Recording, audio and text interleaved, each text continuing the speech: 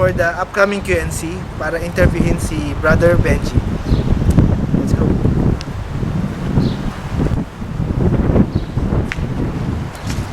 Brother Benji, Oy, kumusta bro? tanongin ko lang, what is your best experience nung nag-head ka ng ng last QNC? Events last year.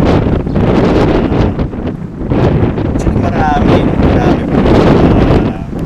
That was the year na kami nag-hit ng programs. Memorable yung makita mo yung lahat ng service team from each committee na nagka-gather every Wednesday. Tapos nagkakaroon kami ng meeting. We really, ibang nasa buhay namin yung team last year na I-stand. Talagang lahat kami, we were united. Makikita mo bawat committee isa yung vision, and that is to deliver the QNC 6 in the best way possible with regards to preparation. Nakita ko yung humility, yung humbleness ng bawat committee para talagang maayos namin yung stage, maayos namin yung mga script, maayos yung mga presentation ng music ministry.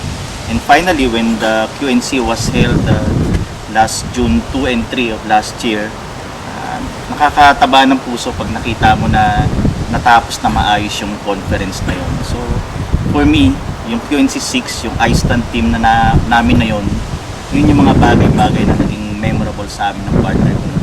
Year na yun na si Sister Faith.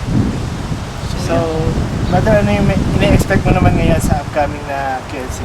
Oo, tama. Magandang tanong yan, bro. Actually, this year, when with regards to preparation, mas maiksi ngayon no?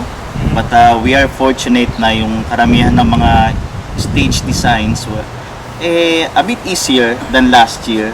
So, mas maganda pa rin na nandun pa rin yung time frame, kumbaga, pasok pa rin tayo.